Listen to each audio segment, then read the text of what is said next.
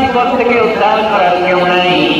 আর তিনি যদি তোমার প্রতি কোনো অনুগ্রহ করতে চান, ওই অনুগ্রহ টিকিয়ে দেওয়ার ক্ষমতাও কারো নাই। আল্লাহ যদি আপনার সফলতা দিতে চান, তুমি কোন শক্তি ওই সফলতাকে থামাতে পারে?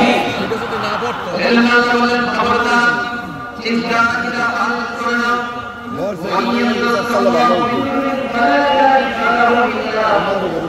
আল্লাহ বিপদে ফেললে কেউ থাকে না। আল্লাহ যদি তোমার প্রতি দয়া দেখাতে চান, অনুগ্রহ করতে চান, ওই অনুগ্রহকে প্রতিরোধ করার মতো ক্ষমতা কারো নাই। সন্তানের মধ্য থেকে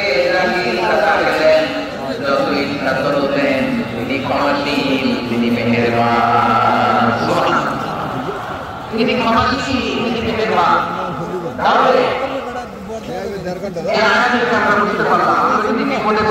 আমাদেরকে কেউ বাঁচাতে পারে? আমার বাবা আমারে বাঁচাতে পারে? হ্যাঁ, আমার মা আমাকে বাঁচাতে পারে? আমার বন্ধু আমারে বাঁচাতে পারে? আমার দলের কর্মী আমাকে বাঁচাতে পারে? আমার পীর সাহেব আমারে বাঁচাতে পারে? বাঁচাতে পারে এক মহান সত্তা, উদ্ধার করতে পারে এক মহান সত্তা। চিৎকার করে বলুন, তিনি কে? আমার আল্লাহ বলেন, আম্মাই ইউজিবুল মুত্তারা ইযা দাআহু ওয়া ইয়াশফিউ ওয়া ইয়াজআলুকুম খুলাফা'আল আরদ।